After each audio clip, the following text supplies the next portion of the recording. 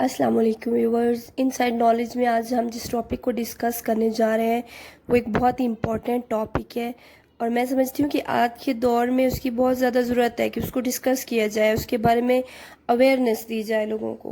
वो टॉपिक है बच्चों की तरबियत।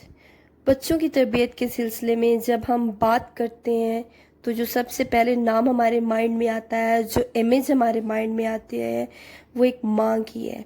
देखिए, हम जब भी कोई कामयाब इंसान देखते हैं तो अगर हम उसकी बेस देखें, उसकी हिस्ट्री में जाकर देखें तो हमें पता चलेगा कि बच्चे की कामयाबी की बड़ी वजह उसकी माँ की तरबियत है। अब तरबियत जो है वो हर माँ नहीं कर सकती। एक अच्छी तरबियत सिर्फ वो माँ कर सकती है जो मेंटली स्टेबल होगी, जो फिजिकली स्टेबल होगी। ये नहीं है कि मेंटली स्ट्रेस में है वो, कोई उसको इधर की बात मार रहा है, कोई उधर की बात मार रहा है, काम का बर्डन है और हम उसे तवक्का करते हैं कि वो अच्छी तरबियत करेगी या उसके बच्चे अच्छे होंगे, बाशऊर होंगे। ऐसा नहीं होता। याद रखें, अपनी बेटियों को इज़्ज़त दें, अपनी बीवियों को इज़्ज़त दें, क्योंकि जहाँ जिस माशरे में औरत को इज़्ज़त नहीं दी जाती ना, वहाँ पर अच्छी नस्ल कभी भी तैयार नहीं होती। अच्छा, इसके अलावा एक और गलती हम क्या करते हैं, एक और गलती हम ये करते हैं कि हमारी जो प्रायोरिटी है वो हमारा बच्चा होना चाहिए। हमें अपने बच्चों को स्पेस देनी चाहिए, उनके साथ घुल मिल कर बैठना चाहिए, फ्रेंडली रवैया रखना चाहिए। कभी भी माँ बाप बनकर उनके ऊपर रोब नहीं जमाना चाहिए, बल्कि एक अच्छे दोस्त की तरह उनके साथ रहना चाहिए। अब होता क्या है कि हम बच्चे को सिखा देते हैं कि नहीं बेटा तुमने झूठ नहीं बोलना, लेकिन जब वो कोई अपनी गलती सच में बयान करता है तो हम एक थप्पड़ उसको रसीद करते हैं। वो थप्पड़ क्या होता है, वो एक वार्निंग होती है कि नेक्स्ट बेटा तुमने कभी सच नहीं बोलना, झूठ ही बोलना है तुमने। तो ऐसा करने से गुरेज करें, ऐसा नहीं करना चाहिए। हमें बच्चे को प्यार से समझाना चाहिए। इसके अलावा हमें बच्चे को कभी भी बोलने से मना नहीं करना चाहिए। उसको बोलने दो, जितना बोलता है उसको बोलने दो, ये उसकी लर्निंग होती है।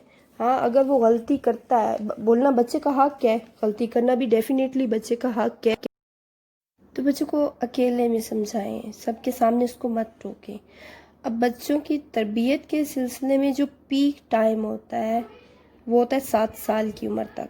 7 साल की उम्र में वो टाइम ख़त्म हो जाता है। इंसिडेंटली एंड अनफॉर्चुनेटली जितने वालिदैन शिकायत करते हैं अपने बच्चों की, उनमें अक्सर ये होता है कि बच्चा बदतमीज़ है, लड़ाई करता है, कहना नहीं मानता, इसमें एहसास ज़िम्मेदारी नहीं है, या ये अपनी स्टडी पर फोकस नहीं करता। तो ये जितनी भी शिकायत हैं, इनकी जो बुनियादें हैं वो हमने 7 साल की उम्र में रख दी होती हैं। 7 साल तक बच्चा सिर्फ जो देखता है उसको पिक करता है। उसका जो अपना कॉन्शियस माइंड होता है वो काम नहीं कर रहा होता। वो अपने पेरेंट्स को फॉलो करता है, वो चीज़ों को रिकॉर्ड करता है। अब रिकॉर्ड वो क्या कर रहा होता है, वो पैटर्न रिकॉर्ड कर रहा होता है, चीज़ों को दिमाग में लेबल कर रहा होता है कि सही क्या है, गलत क्या है।